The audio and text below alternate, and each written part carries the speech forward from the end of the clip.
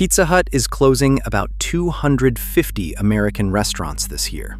And in June, after nearly 50 years, its owner agreed to sell the brand for about $2.7 billion. The red roof your family sat under is changing hands. That sounds like a chain dying. It isn't. By number 1, you'll see how both can be true. 8 familiar chains, starting at number 8. Number 8, Noodles Company. Here's the strangest fact in this whole video, and it's sitting at number 8. Noodles Company is closing restaurants, and its sales are going up, both at the same time. In January, the company said it plans to close 30 to 35 more locations this year. That's after closing 42 last year. The chain is down to around 423 restaurants and shrinking. And in the very same announcement, it reported that sales at its remaining restaurants jumped 6.6%. How do both of those live in one press release? The company's own math explains it. When a Noodles location closes, roughly a third of its sales don't vanish. They walk. Customers drive a few miles to the next closest Noodles and spend their money there instead. So the closed store makes the surviving store look stronger. Shrink the map, and the numbers on the smaller map improve. If you had a Noodles near the mall, the easy family dinner after Saturday errands, that's the version most of us remember. And in some suburbs this year, that location gets a printed sign on the door, while the one across town runs busier than it has in years. Now the honest part. This is not a chain in collapse. Sales are up. Management raised its outlook. They sound confident, and based on their own numbers, they've earned some of it. But I think this entry matters because it sets up everything else you're about to see. Not one closure in this video is an accident. Every single one has an author and an equation. Noodles just happens to show its equation in public. Number 7 runs on a different kind of math entirely. Number 7, Jack in the Box. For 75 years, Jack in the Box has been the late-night drive-thru of the American West. If you ever worked a swing shift out there, you know exactly what I mean. The company is now running a program to close between 150 and 200 restaurants across 2025 and 2026 combined.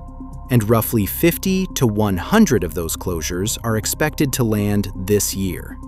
The usual story would be customers left, so stores closed. That's not what's setting the pace here. What's setting the pace is debt. Jack in the Box carries about $1.7 billion of it, roughly 6 times its annual earnings. Beef prices squeezing a beef-heavy menu don't help. When a company owes that much, the balance sheet starts writing the schedule, not the customers. And here's the part that surprised me. The operators closing these restaurants aren't all being pushed. Some of them are asking to leave.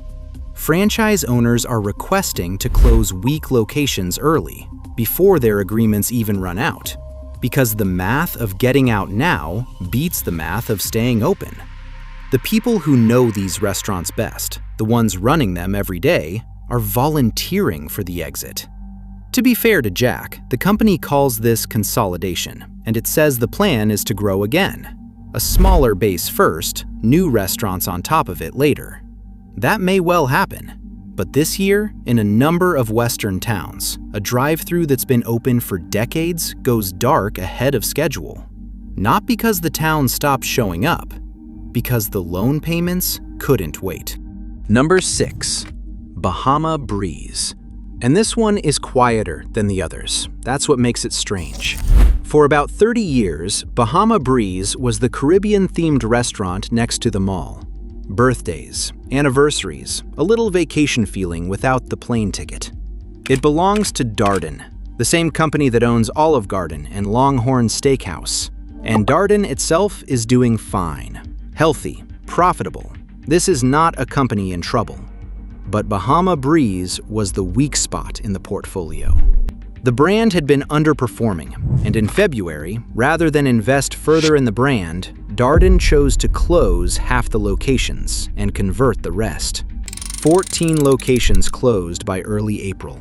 The other 14 aren't closing at all. They're being converted, one by one, into other Darden restaurants, a process that runs into next year. The buildings stay. The parking lots stay. Many of the staff were offered jobs at other Darden brands. What goes away is the name on the sign. Darden's own words, the brand was no longer a strategic priority. And its own announcement said winding it down would not materially affect the company's results. Read that twice. Retiring an entire 30-year-old brand doesn't even move the needle for the owner. This isn't a bankruptcy. Nobody ran out of money. A healthy parent looked at a struggling brand, decided those buildings could do more wearing a different one of its logos, and retired the name. So if there's one near you, the building will probably still be open next year. Lights on, cars in the lot, serving dinner. It just won't be Bahama Breeze. That's the whole story. Quiet, on purpose. Number 5, on the border. If you raised kids in the 90s, you can probably still picture it.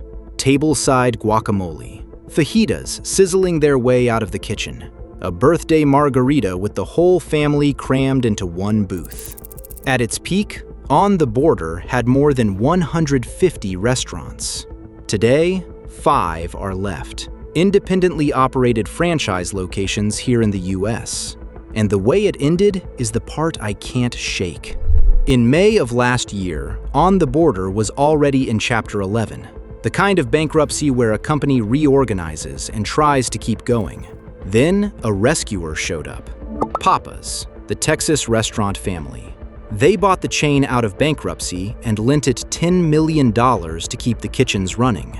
If you loved this place, that was the good news story. Somebody with real restaurant experience stepped in to save it. 13 months later, it was over. On June 12th, every remaining company-owned restaurant, all 28 of them, closed by the end of the day. 1 week later came Chapter 7. That's the other kind of bankruptcy. No reorganizing. Shut it down, sell what's left.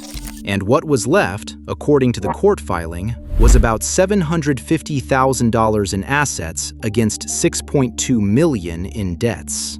Now the twist. The largest creditor in that liquidation, the party owed the most money, more than $4.7 million, is Papa's, the same company that tried to save it. The rescue didn't just fail. The lifeline became the biggest unpaid bill.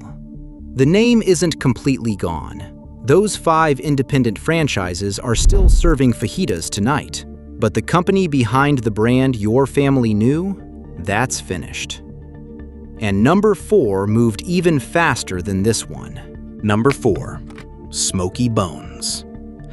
This one is best told in order because the order is the story. In January, the parent company that owns Smokey Bones was in Chapter 11 bankruptcy, and it said, on the record through a spokesperson, that Smokey Bones restaurants would remain open and operating as usual while the company worked through it. Open, as usual. That was the promise. That same month, on January 12th, 14 locations closed with no notice. And on April 28th, every Smokey Bones in America closed. Roughly 30 restaurants across more than a dozen states. Same day. In market after market, reports described the same scene: locked doors and printed notices where dinner service should have been. For a lot of regulars, and by many accounts plenty of staff, that was how the news arrived. From operating as usual to every door in the country locked. 92 days. For 27 years, Smokey Bones was the barbecue and sports bar anchor by the shopping center. Ribs and the game. When it ended, the company's own website said goodbye in a single line.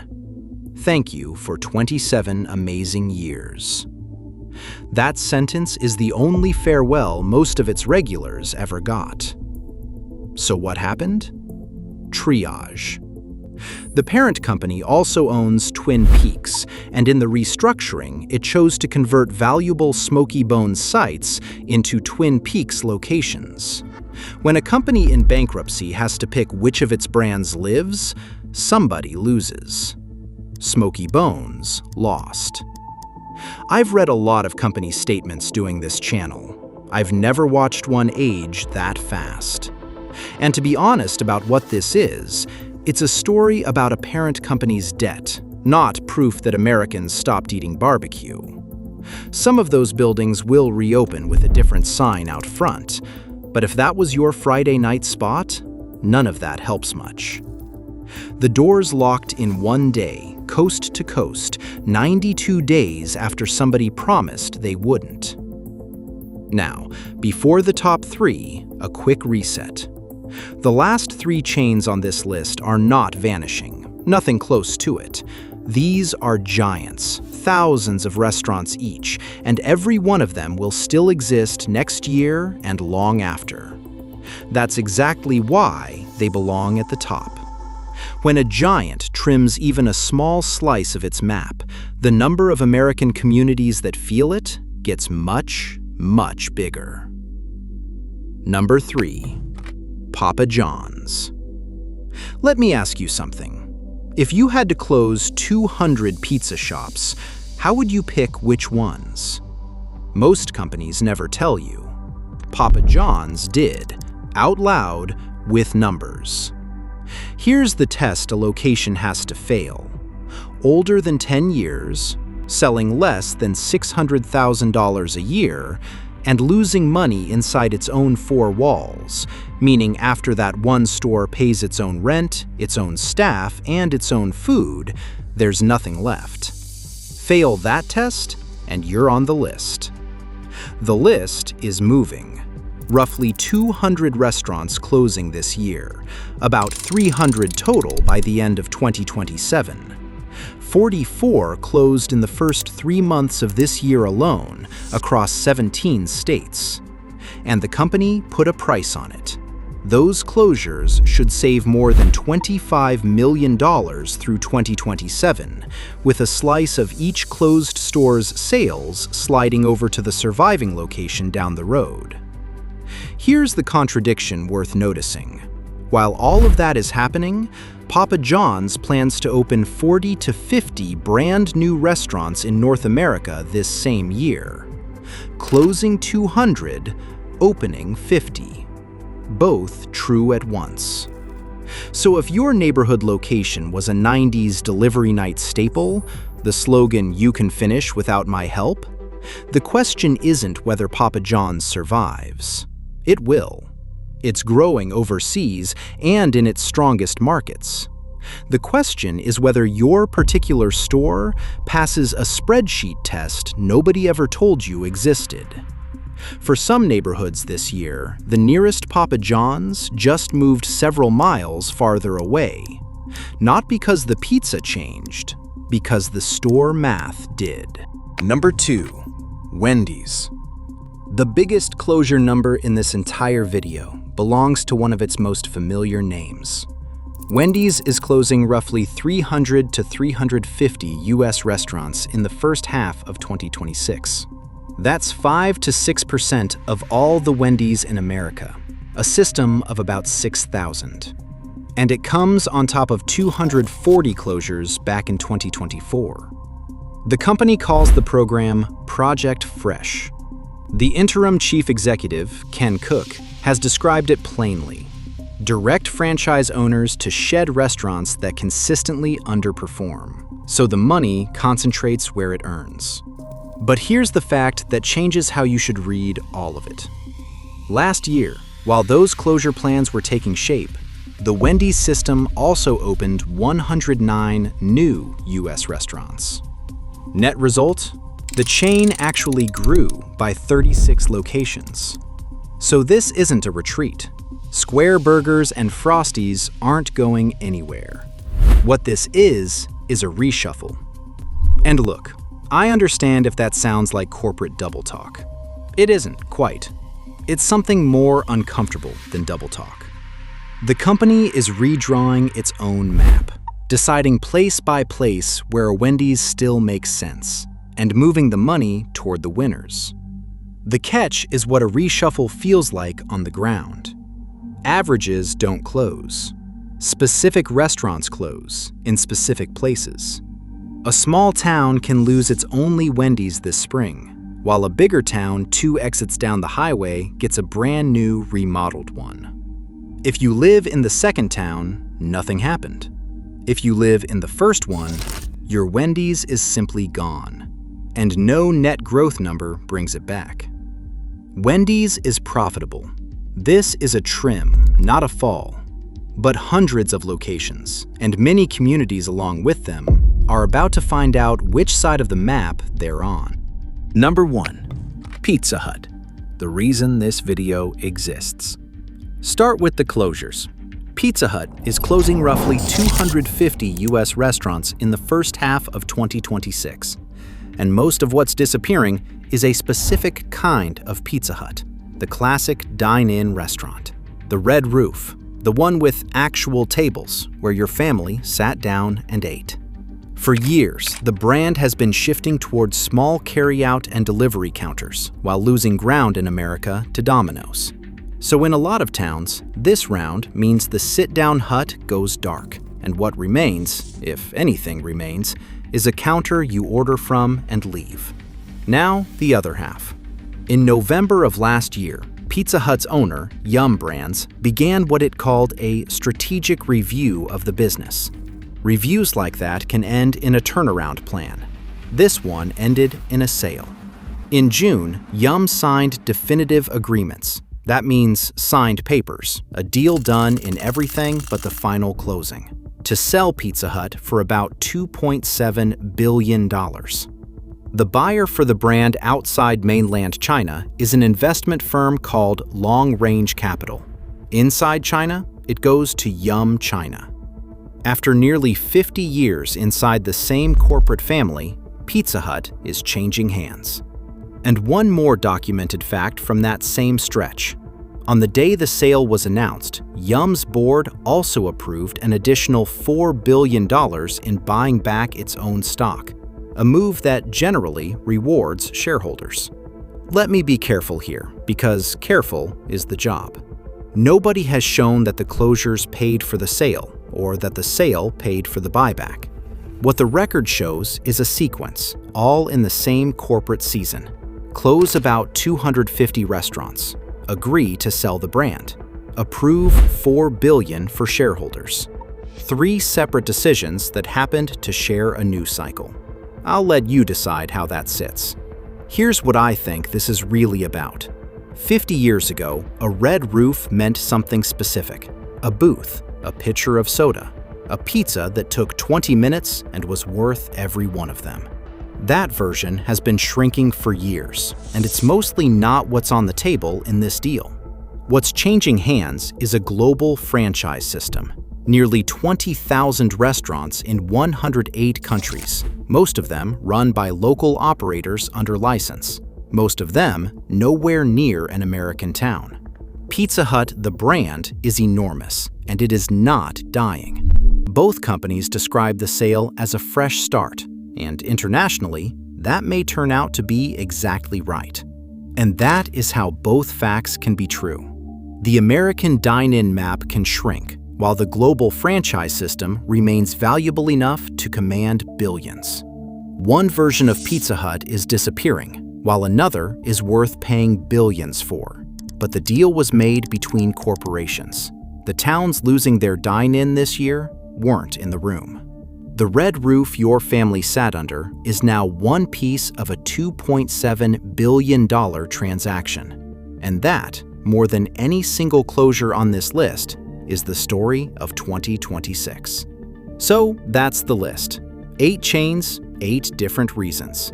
A sales equation, a debt clock, a brand retirement, a failed rescue, a 92-day reversal, a spreadsheet test, a reshuffle, and a sale. Not one of them was weather. Each came from a deliberate corporate decision about debt, real estate, store performance, or what the brand was worth to its owner. That's worth holding on to the next time a headline just says, "Restaurants are struggling." Which of these 8 was your family's place? And has one of them closed near you this year? Drop the name and your town in the comments. I read every single one. And if straight answers about familiar places are what you want more of, hit subscribe right under this video. One tap and you're done. This is EconoNova. Keep an eye on the price of milk.